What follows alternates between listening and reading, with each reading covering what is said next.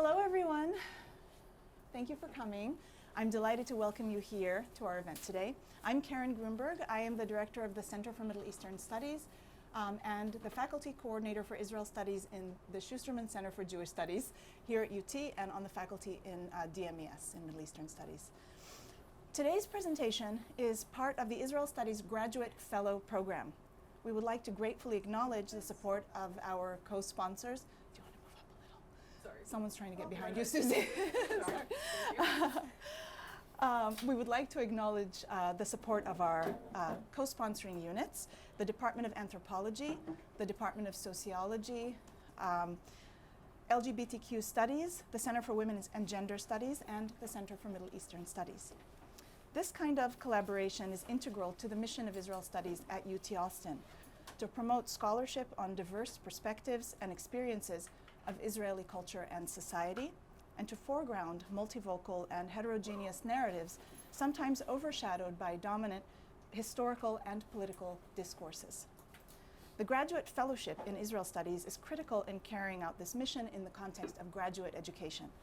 This competitive fellowship was created to help recruit to UT Austin excellent doctoral students working on Israel from any disciplinary perspective. It supplements funds from the student's home program or department to help support rigorous, original research in Israel Studies. At the end of the fellowship year, we ask that fellows share their work in a public presentation, and that is the occasion that brings us here today. Our 2021-22 graduate fellow is Atalia Israeli-Nevo, who is completing her first year in the doctoral program in the Department of Anthropology. Many of you already know Atalia, as she has been an active and engaged presence in events on campus. We are so glad to have this opportunity to hear about her work and to have a discussion about it following her presentation today, entitled From Resistance to Cooptation, Pinkwash, Transnationalism, and Queer Politics in Israel-Palestine. Please help me to welcome Atalia Israeli-Nevo. Thank you, Karen, and thank you for this opportunity, and for all the sponsors, and for all of you who came here. There are a couple of chairs here, by the way, if anyone needs. I'm going to talk for about 25 minutes, a bit more, and then we'll open up for questions. Okay. So in September 2018, in what seems like another lifetime before the pandemic, the only Israeli LGBT news website, Wedge, which is basically face in Arabic, but it was appropriated by gay men in Israel, published an article that kicked off with those words. And most of the things that are in Hebrew I just translated in English. Equality in marriage is to live with those we want, marry and have children with those we love, and enjoy the same rights and privileges like every other couple in this country. But equality also means to travel to a dreamy honeymoon, even if you're a gay, lesbian, or bisexual couple. The mentioned vacation was a 2-flight tickets to Thailand that are a prize in a contest that has been going on for a few years, sponsored by a prestigious brides magazine called Urban Brides and the Israeli Friends of Thailand Club. The Wedge article declared that in 2018, for the very first time, LGBT couples could also participate in the contest in, and I quote, another step towards equality. What is the meaning of equality here? How are we to understand queer equality today in Israel-Palestine? In this paper today, I want to ask, how did queer activism in Israel turn from being a radical struggle against institutions and normativity and for solidarity and joint struggles into a co-opted, individualized, single-issue struggle? What kind of subjectivities, and specifically transgender subjectivities, arise in this new regime of LGBT liberation? And how does all this connect to pinkwashing, and what does it mean for the future of queer and other liberation struggles in Israel-Palestine? In order to start answering these questions, we have to go back first to LGBT and specifically queer and trans histories of subcultures, oppression, and resistance in Israel-Palestine. And I want to point out that when I'm saying LGBT histories in Israel-Palestine, I mainly mean the Jewish Israeli LGBT communities. And that is not because there aren't significant queer communities and struggles within the Palestinian communities in the region, but rather I try to allude to the fact that at least as of the Nakba and the establishment of the State of Israel, and some might say since the birth of Zionism, there is most of this time a stark separation between Jewish and Arab Palestinian queer communities and individuals. And I will get back to this point throughout the talk. Up until the 1980s, most of the communal LGBT gatherings were held indoors, albeit some unique events that happened throughout the 60s and the 70s. The 1990s marked a shift in visibility for the Israeli LGBT community. In 1988, the legal prohibition of male homosexuality, which it's actually a law that originated as in the times of the British Mandate, was revoked.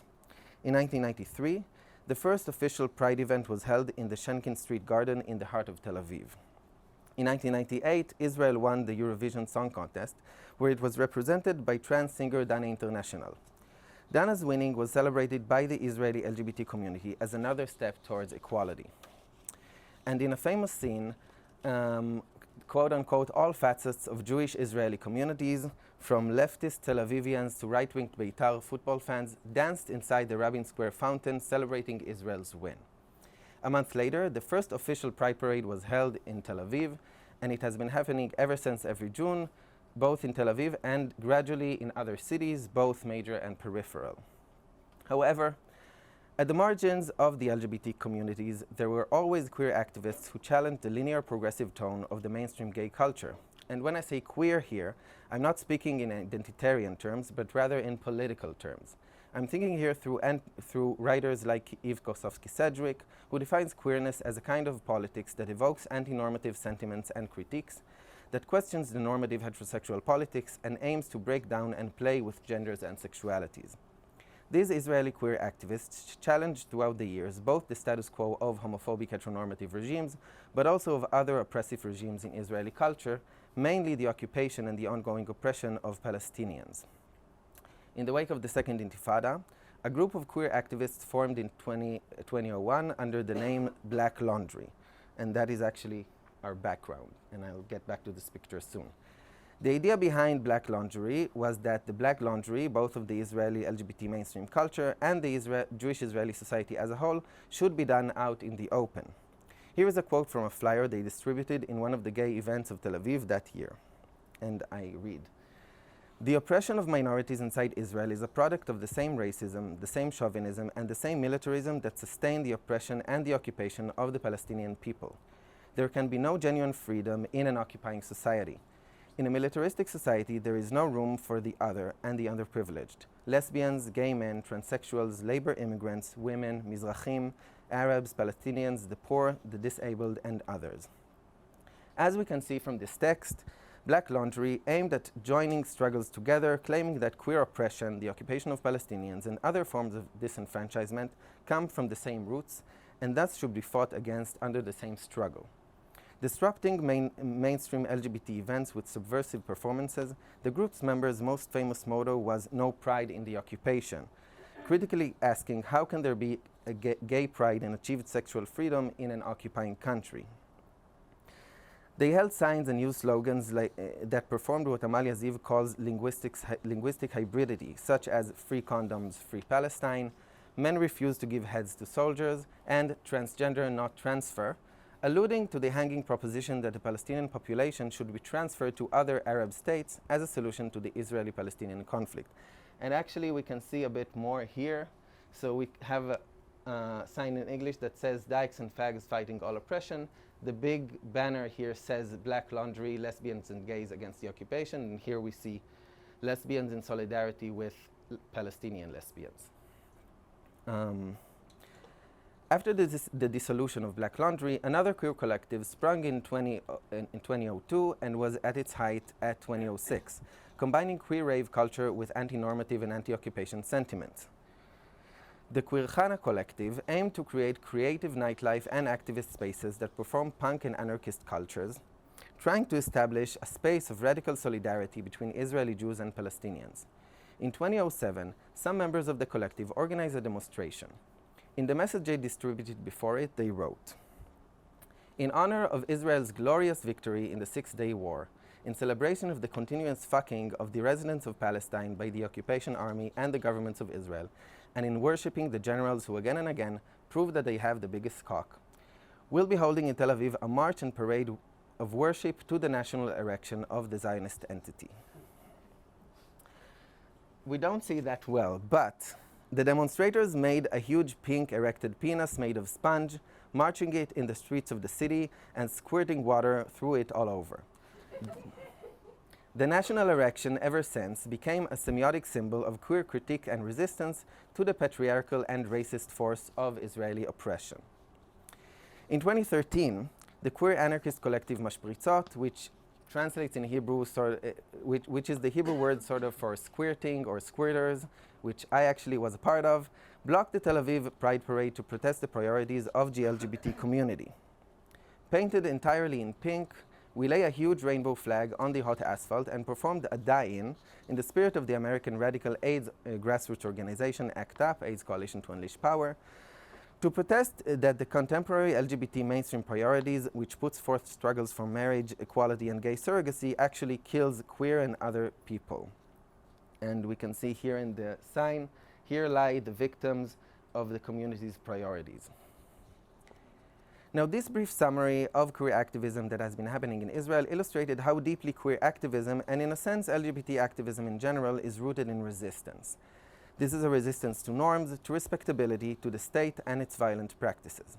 I will now turn to the changing nature of this activism and how pinkwashing, homonationalism, and what I will call transnationalism brought it about.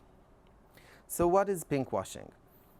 As queer activist Sarah Schulman puts it, it is a state-based cultural practice of putting LGBT-related issues and progression in a positive light in order to distract attention from oppressive actions done by the same state. Oppression, violence, and atrocities that are metaphorically painted in pink, the color of femininity and gayness. The queer scholar Jasbir Puar expanded the term, linking it closely to racism and xenophobia, and I'll expand on that later. For starters, pinkwashing entails a dual form of speech and performance in the case of the State of Israel. One is aimed towards the outside, the international community, and the West, advertising Israel as a piece of liberal and democratic Occident in the Oriental Middle East. The other is aimed into internal affairs and politics, and it is much more complex, ambiguous, and reluctant of LGBT people. As an example that I really like to bring when I'm talking about pinkwashing, in 2018, the night before the Jerusalem Pride Parade, LGBT activists painted the welcome sign to the entrance of Jerusalem with the colors of the rainbow pride flag.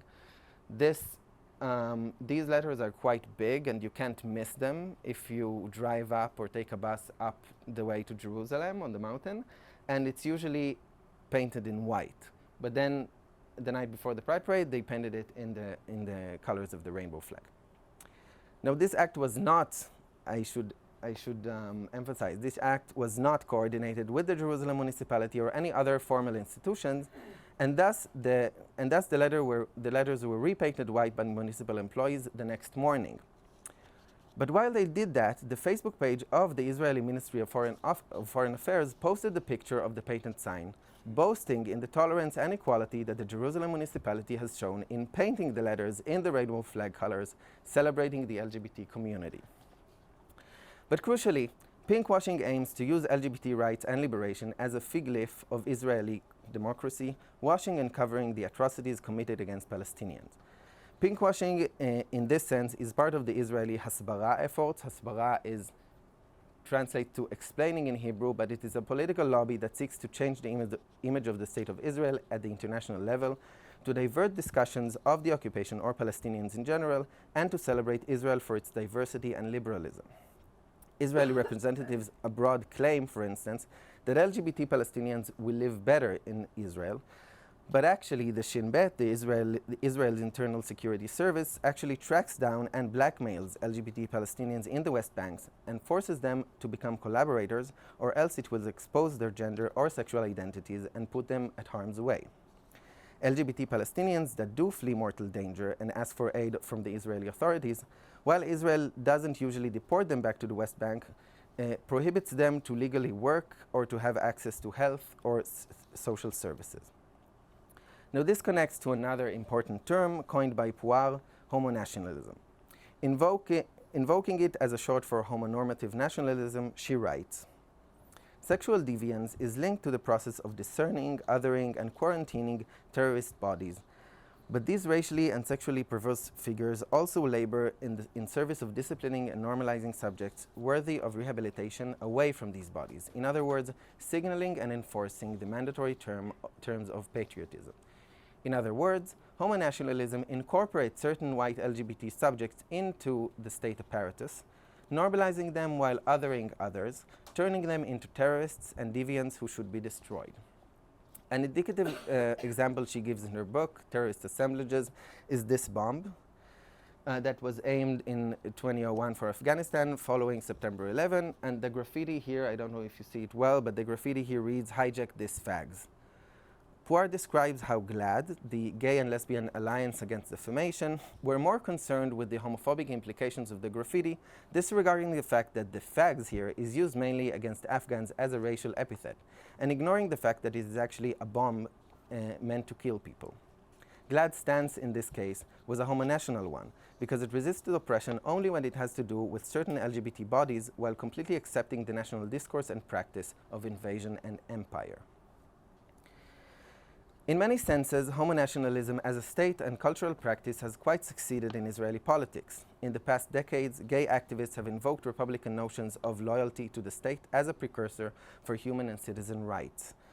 In many pride parades, as well as LGBT demonstrations that have to do with gay marriage and surrogacy rights, people would hold signs that read, "I too served in reserve duty" or "I too served in the military," alluding to the fact that although the person did their service to the country by being in the army and fighting its wars, they are still discriminated against. The last few parliaments featured a number of openly gay members of Knesset, which is the Israeli parliament, and in 2019, Amir Ohana from the Likud party was appointed as the Minister of Justice, becoming the first openly gay minister in Israel. Ohana's public persona is indicative in a way of the shift of positionality of many gay people in Israel. He holds a nationalist position, arguing that he is first and foremost a Jew and an Israeli, and only then a gay man.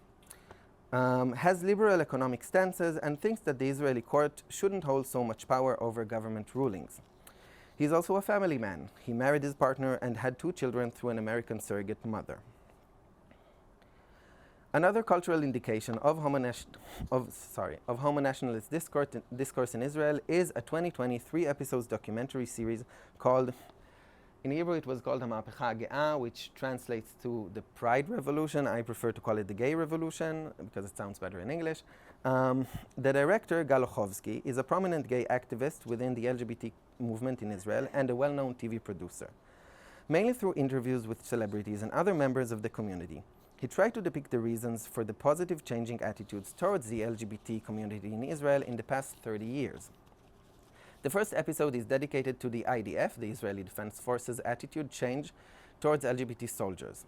At the end of the episode, Ochovsky asks in an almost rhetorical fashion, how could it be that in Israel, where the army and security have such an important role, how could it be that in a country like that, the gay revolution was so successful? His own answer to it is that the Israeli army actually served as a precursor for the larger Israeli society. Once the army accepted gay soldiers, it set an inspiring precedent for society as a whole. Ochovsky follows in this episode a young trans girl who gets enlisted to the army. Since she came out of the closet 5 years prior and her story garnered media attention, giving her the unofficial title the youngest trans in Israel, she especially captivated Ochovsky. Through the televised narrative, he posits her as a progenitor for the next generation of queer liberation, following the footsteps of gay, bisexual, and lesbian men and women who've had a successful and meaningful service in the Israeli army. Indeed, after struggles and ongoing calls by certain trans and LGBT activists, the Israeli army started to officially change its stance toward trans people. Early on, being trans was a reason actually for discharging teens from military service. In the past decade or so, as trans visibility slowly gained track in hegemonic circles, trans teens that came out during their military service were subjected to the help of a sympathetic officer or unit members. But in 2016, an official protocol was established by the IDF command, deeming that while the military can't acknowledge the chosen sex of an individual, accommodations should be made on an individual basis to the person's own needs and to the army's needs. These accommodations may include speaking to the trans soldier in the pronouns they choose, giving them gendered uniforms of their preferred gender, allowing for a chosen gender performance. For instance, trans women are allowed to grow their hair, and trans men are expected to have short haircuts, as in the protocol for cisgender men, allowing for a separate shower time, and extending or decreasing service time as suitable for the chosen gender identity, because women serve in the Israeli army 2 years and men serve 3 years. As an extension and a development of homonationalism, I want to argue that these changes manifest a rather new phenomenon that I call transnationalism. As homonationalism, and yeah, I put the asterisks both because of, alluding to a wide diversity of trans people, but also not to confuse it with transnationalism as an analytic in general. It gets confusing in that sense. As homonationalism incorporates and changes gay culture into a complicit practice within the state apparatus, the efforts are moving towards the Israeli trans community. This coincides with a rather global phenomenon in which trans people publicly speak about their gender identities at an increasingly younger age, shifting the trans discourse in and of itself. While the diverse spectrum of gender identities seemingly widens, many trans kids are also keen to be a regular part of normative Israeli society. In Israel, it means taking a part of the mainstream Zionist normative institutions, which the epitome of them is the army. The IDF is considered a major social rite of passage in Israeli society that allows the teen who just finished high school to be integrated into adult Israeli society, gaining tools, meeting people from different facets of Israeli culture, all the while protecting and contributing to the country. A different news article followed the trans girl Ochovsky followed on the day of her conscription. The night before that, her ecstatic mother tells the reporter, "When I see her in uniform, wow. It's like when a mother sees her daughter in her wedding dress. That's so important for me." The Lioness Alliance, an organization of supporting parents to trans children, have an extended page on their website explaining the IDF's new stand toward trans soldiers, trying to calm other parents that their child's chosen gender identity won't hurt their chances to be in the army, integrate in the normative society, and succeed in life.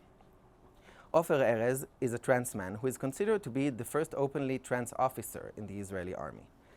In a video interview in the Consulate General of Israel in New York, he discusses briefly how he came out as trans to his commander, who after the initial shock told him that she's there for him in anything he needs. He concluded the video by saying this: "Everybody joins the IDF, no matter who you are, where you come from, what is your heritage or culture. Everybody comes to the IDF, and so we're used to let everybody feel equal." The everybody Erez is alluding to is worth further examination. On the face of it, he talks about the entirety of the Israeli society. But factually speaking, not everyone who lives in Israel-Palestine, let alone is a citizen of Israel, actually serves in it. Palestinian citizens of Israel don't participate in it, as well as most of the Haredi Israeli Jews. Moreover, for the longest time, trans people weren't, and in many ways still aren't, part of the quintessential Israeli everybody. Erez and others perform here as if trans people are already part of the collective in order to normalize and put into motion the idea that there is nothing non-normative about trans identity. The other part of his concluding notes is the idea of the IDF as a social body that promotes equality. Erez here evokes the old Zionist notion that the IDF is the quote-unquote People's Army, or in Hebrew, Tzva Ha'am, a melting pot for the Israeli Jewish society where people from all sorts of Jewish ethnicities, backgrounds, and classes come together into a melting pot that makes adult Israeli society. But equality has its roots also in LGBT activism. In this case, perceived gender and sexual equality literally covers and washes away other forms of equalities, such as the freedom of movement, of sovereignty, the right to citizenship, to honor and safety for the Palestinians. I argue that it is a perceived gender and sexual equality because clearly it is an equality given only to certain kinds of LGBT people. Palestinian queers are not part of this sexual revolution. It is interesting to observe that the trans subjectivities that emerge here. As trans identities are starting to be incorporated into the mainstream Israeli culture, trans subjectivity becomes more and more normative and individualized. These subjectivities are alienated and disconnected from their communal roots, from being alien outsiders, and thus potentially having access to solidarity with others. They are interpolated into a Zionist subjectivity, a Republican directionality that focuses on transgender rights within the state rather than gender revolution or liberation. After all, there is a certain form of alienation when one claims that an army is a place that welcomes everyone and generates equality. What does the future entail for these kind of subjectivities and how it will affect queer politics in Israel-Palestine? It might be that trans performances would be slowly integrated and incorporated into Israeli normativity until it will become just another facet of Israeli culture.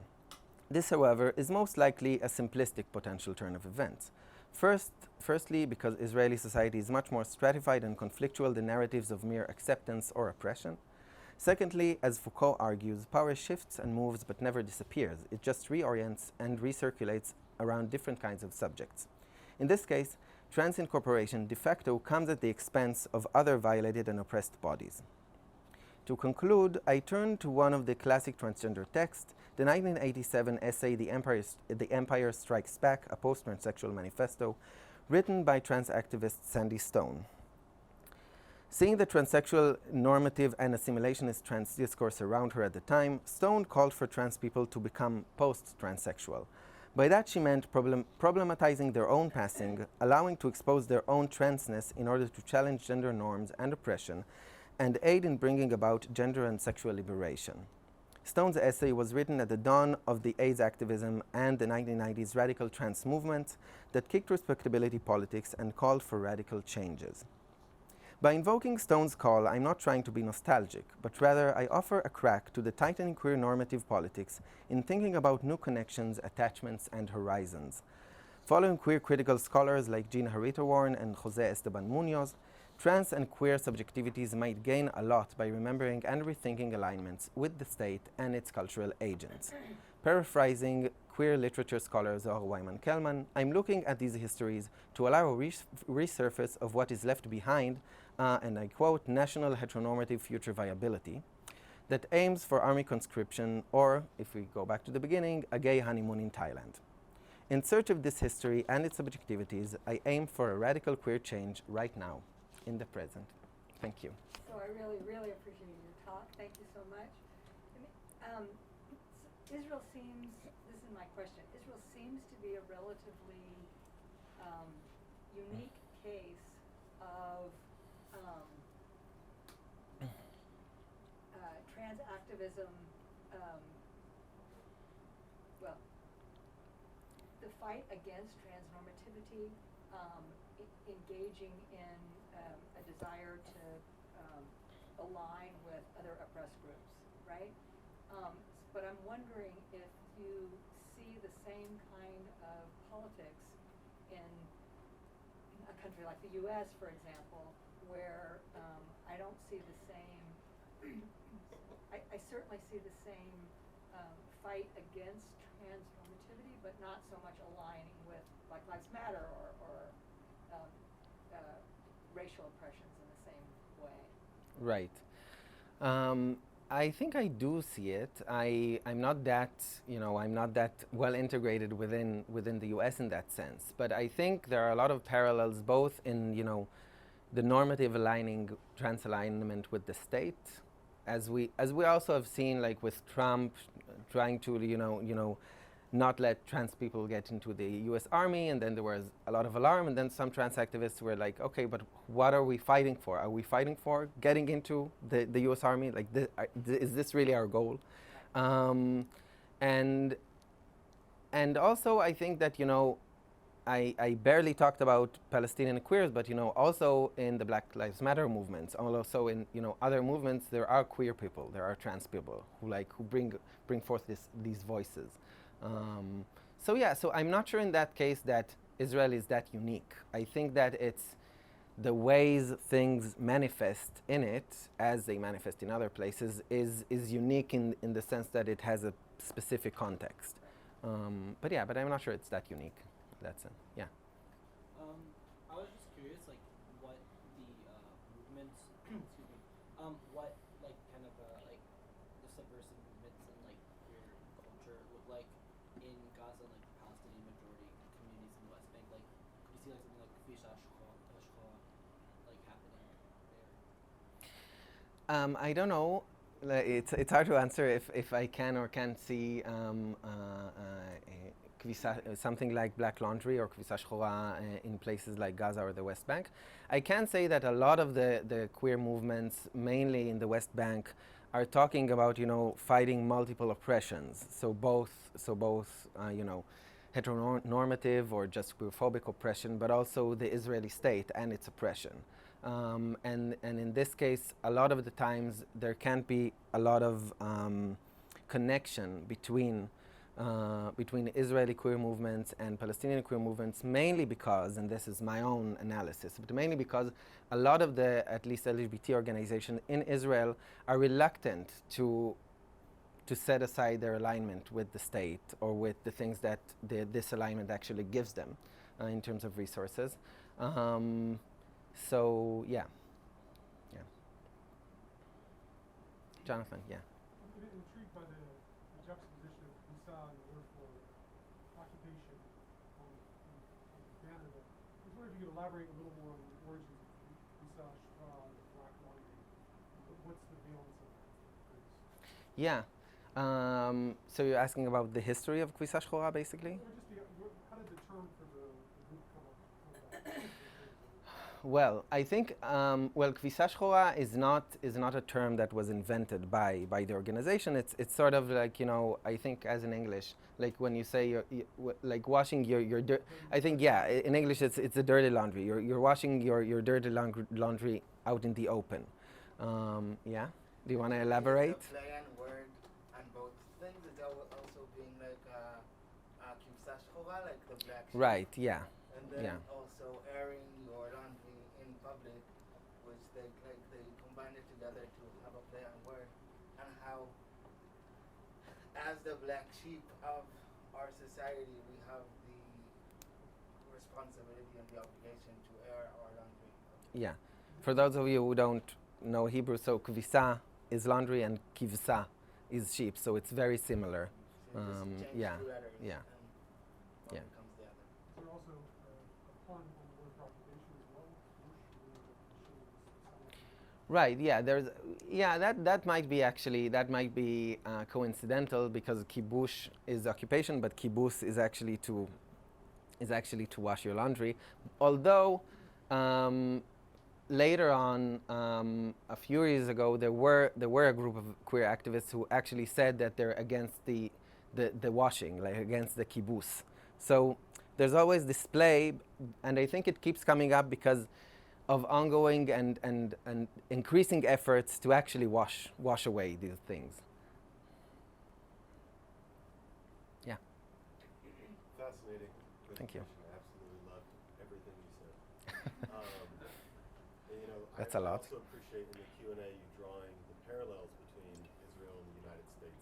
You know, because we are a settler colonial society here, and indigenous folk talk about two-spirit people, and even referring to this space as the United States, right? Instead of, say, Turtle Island. Mm-hmm. So I appreciate that. But my question is about the relationship between, in these discourses, sex, gender, and primarily family structure.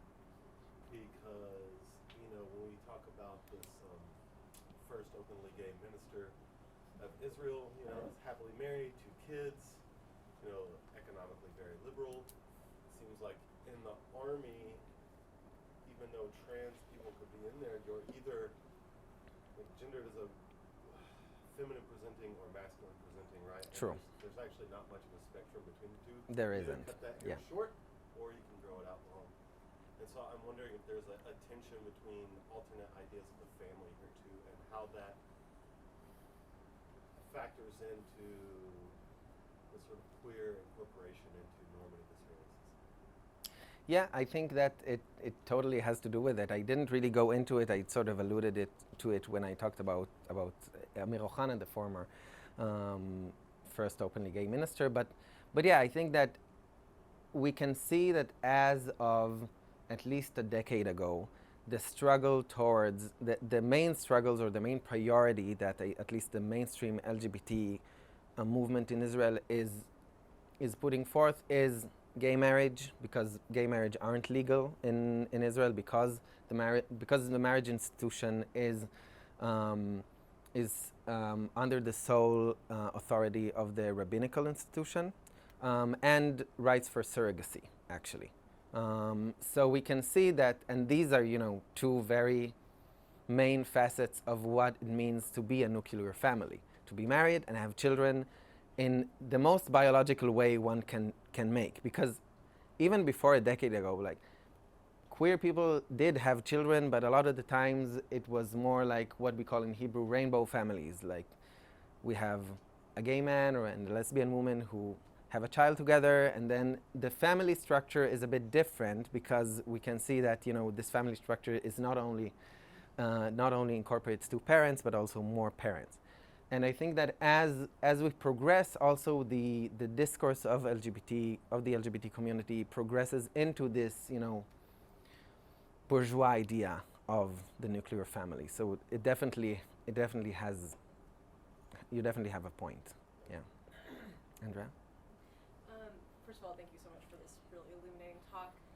One thing that I was kind of curious about, and when you're talking about Palestinians and kind of grappling with those double layers of oppression that the Palestinian queer community is very focused on, I was also curious if you could speak to like racial minorities who are Israeli citizens, like not necessarily Palestinians, but I'm thinking more like Ethiopian Jews and like those kinds of communities, just kind of like what their experience are, or maybe if you see that kind of participation from those communities.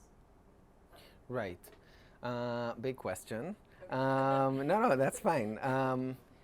Yeah, so I think I mainly when we talk about pinkwashing, so as I did also today, we talk about juxtaposing, Israel as a queer haven or a gay haven, as opposed to Israel as an occupying country. But of course, within it, we see that part of the idea of pinkwashing is that the way a state or Israel, for instance, depicts itself is not that close to the truth in what the actual reality of people are, even of LGBT, Jewish people, and I think that a lot of other racialized minorities, racialized Jewish minorities, still, sorry, I forget the word, are still facing oppression. Some of this oppression is, and things are shifting in the sense that sometimes this oppression, for instance, the oppression of Mizrahim, of Jews of Arab and Muslim descent, of Muslim countries' descent. So there's always this discourse of, is it actually still happening? Are they already integrated? And now we're an integrated society. But then we see these instances where racism actually erupts, at least as a direct way, and we actually look at financially, we look at which municipalities and which communities have more money or have more lands, and we see that it's quite racially divided. And of course, when we talk about Ethiopian Jews, who had major demonstrations in the past 5 years, we can see that the fact that they're Jews doesn't really matter usually to the police, because they're black people. And although they're Jews, usually these demonstrations have very violent police brutality in them. Yeah. Ipek?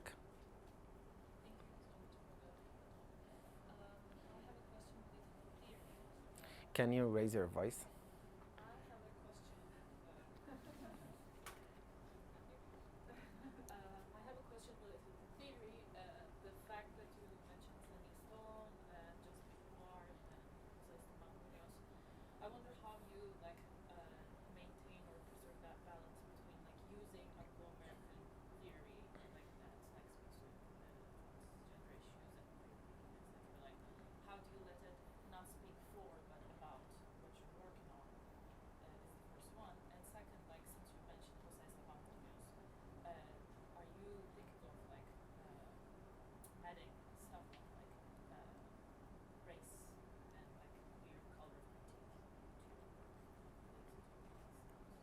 Right. So it's always a challenge.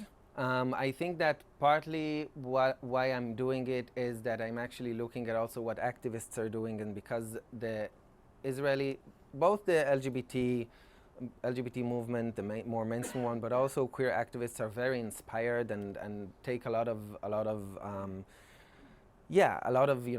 even the terms from English. We don't really have a word for gay, lesbian, bisexual, trans. It's all homo, lesbit, transgender, bisexual. Yeah, so the terms are almost the same.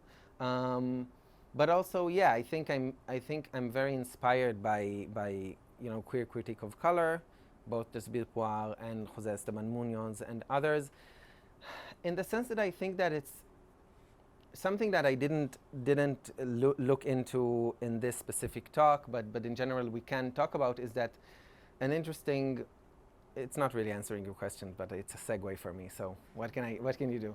But an interesting thing about like looking from I guess a racial critique is that as up until sort of the 70s, and the 70s is when Stonewall happened in '69, and we see the LGBT community in the States gaining track. So homosexuality or sexual deviancy was very much connected in Israeli newspapers, in Israeli discourse, when they did talk about it, to the East or to the Orient. It was like, oh, this thing that happens in the Orient, this, sort of legacy of the Ottomans, the legacy of these sexual deviants that do, dark stuff in the dark. And then as of the 70s, we see a switch.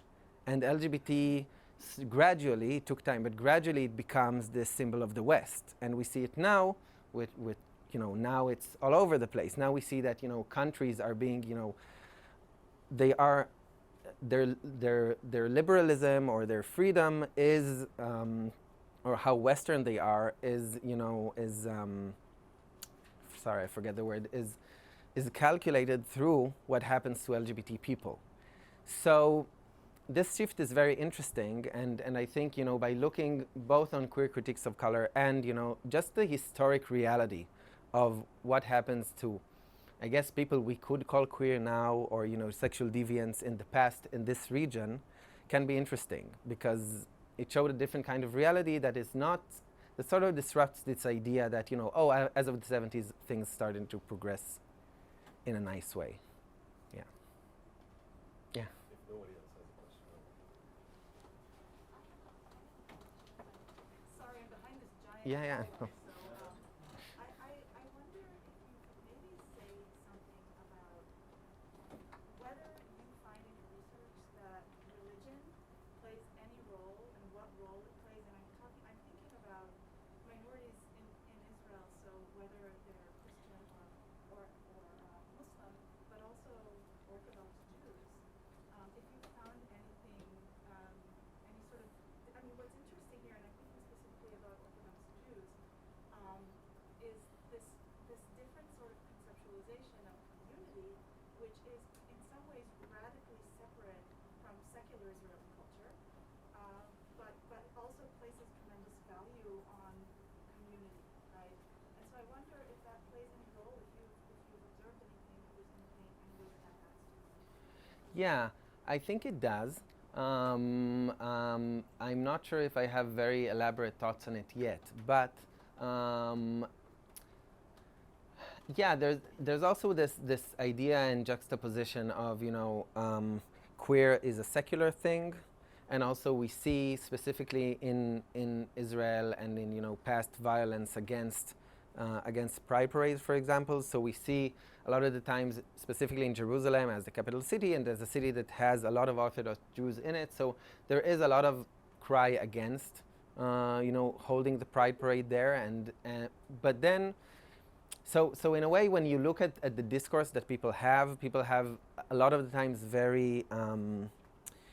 very monolithic discourse, about religion. It's it's just very it's very oppressive, and Jewish religion is very oppressive, but also we see other people who do sort of kind of trying to connect between queerness and Judaism, for example, or transcendence on Judaism. We have and in general there are like 2 or 3 movements of LGBT religious people that try to say that we can't really find our place in the more secular discourse of LGBT of the LGBT community because of just what I just said, and also things are much more complex. If you go to the Jerusalem Pride Parade, you actually see quite a lot of religious Jews just in how people dress, or if they're wearing a yarmulke. So there is a thing, and also religion can't be totally disconnected because there's still the idea that we're Jews and we're separate from others. So even if we're very secular, and we can see it a lot of the times, not only in the LGBT community but also in general, but we're secular, but we will celebrate Passover. We're secular, but we will have this idea of a Jewish identity, which is a good question of what this Jewish identity is if it's not religion. So yeah. Yeah. I mean, unless you. No, please. So I wanted to ask about when you were formulating transnationalism, whether there were any speaking about language in protest, when we focus on movement and action, but like shifting the focus to language, when you were formulating transnationalism, if you had any alternative symbols instead of the aesthetics, like let's say something like the hyphen in mind. And what does the aesthetics, what's the importance there, for instance? And I think maybe a sub-question is whether you would think that there may be even an advantage in like renaming it transnationalism, even like exactly as we know it today, but redefining it in the terms that you formulate. I think I like the asterisk just because it alludes to certain kinds of trans discourses that put the asterisks in trans in general, just to say that people are not only transgender, they can be non-binary, they can be a lot of types of trans, and that's why they add the asterisk. And in that sense, I think this, puts it in dialogue with the idea that even though we're talking about diversity, we're still connecting it to the national discourse. I guess we can just get rid of it and use transnationalism, but I think transnationalism as an analytic or as a category is very loaded already. And since trans issues are usually put to the side in general in academia or in how we analytically think of it, so I think that maybe for now it's better that we leave it there. Yeah. No? This is, my question could be read as sort of like a this question. But I love this sense that's developing here that like homonationalism and transnationalism are these kind of like stages in national modernity. Yeah. And so I'm kind of wondering about like, like if transnationalism comes after homonationalism, what are some of like the nuances of that process, for one? And does this mean that like what's going to come after transnationalism is non-binary nationalism? And I think that sort of like, for me at least, like brings our attention not to like whether it's the homo or the trans or the non-binary or the post-trans that's the object so much as nationalism is the object. And in particular, I think about how much I've loved observing this kind of like, in the US, this like, red pill gay Trumper moment that we're sort of living in. And transness is kind of sort of like still on like the horizon as sort of like a movement. Right now it's sort of being co-opted by the state, not as pinkwashing, but as a kind of like a culture war engine thing. Oh God, there's a question here. I think it was like, I guess what I wanted to know was that like, if we're in a moment of moving towards transnationalism in the US, where these kinds of like conservative reactions to homonationalism is kind of very parallel to sort of more radical responses to homonationalism too. Like we all kind of agree that the state seems to be cramming LGBTQ plusness down our throats. And the result of that in the US right now is like also this kind of like weird tension about like what transness, how transness belongs to sort of like my own LGBTQ plusness. And I guess I was wondering if that similar culture war, not quite politic moment happened in Israel-Palestine, or whether it's happening now, or whether like similar nuances like happening in parallel. I think it is happening. I'm not sure if exactly in the same way, but but you see, more liberal voices within the Zionist mainstream that that say, okay, we support the LGBT community and LGBT legislation, and that's what makes us unique, or that's what makes us, in simple terms, parties started to understand that it's an electoral community that they should address to. I'm actually thinking, like, listening to you and thinking through what you just said, I'm thinking that, something that I didn't really go into, I alluded to, but I'm trying to think of what it does, and I agree that the issue here is nationalism, but I'm also interested in what it does to trans subjectivities as we see them today. And I think I think in Israel, and I guess in a way here also, but as I said, we see trans people that are saying they're trans in an increasingly young age. They usually take, like, if they choose to have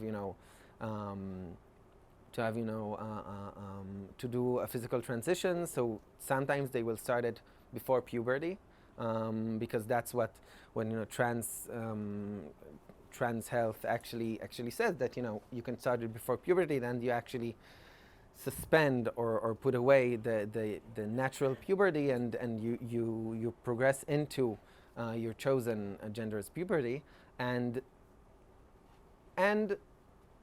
this also coincides in a separate way with being part of normative society. And I wonder what kind of trans people will we see in like 10 years or 20 years. And as someone who didn't go through that trajectory, I wonder, like, what will happen to the subjectivities that my generation or previous generation of trans people and queer people, and how will that look if it will be around even.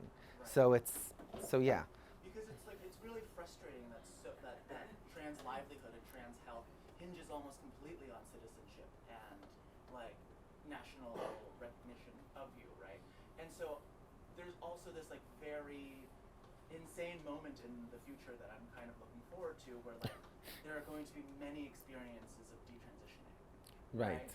And there's this kind of like taking back or like disruption of identity that's quite imminent, that I'm like really hoping is also going to be somewhat disruptive of this like framework of citizenship and nationalism, but we don't really know.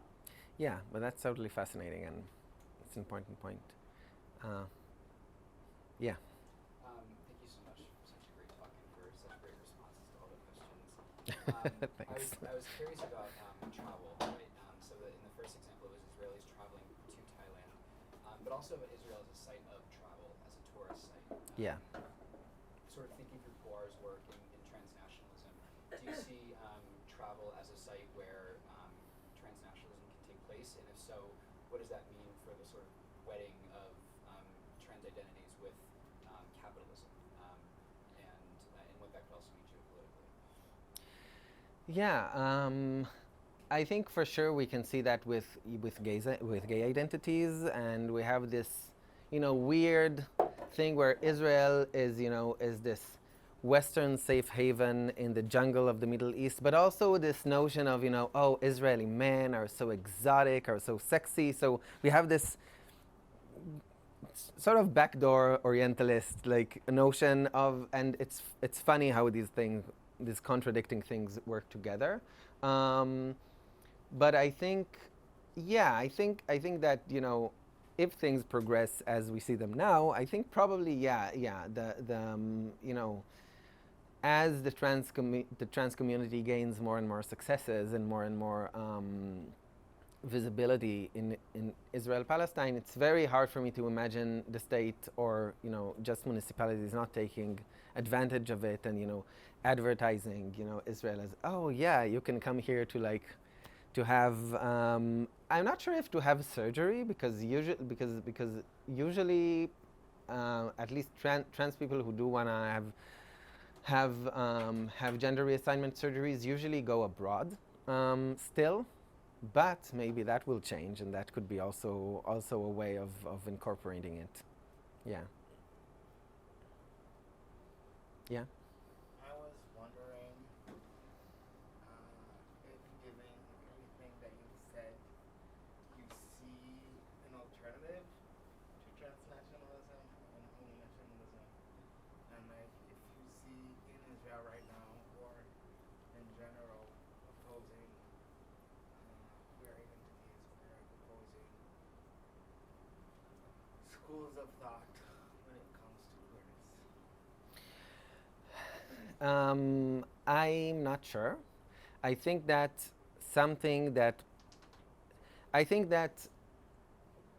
I mentioned at the beginning of the talk that I'm looking at queer not through identitarian terms, but rather as a politics. But this is in a way that is against, maybe it's a way that a lot of academia or a lot of theoretical thought has been going on, but if we're looking at the way people talk about themselves and about their identities, we see more and more fracturing of the LGBT into the more and more letters and more identitarian terms, and like, oh, I'm a cisgender gay man, oh, I'm whatever.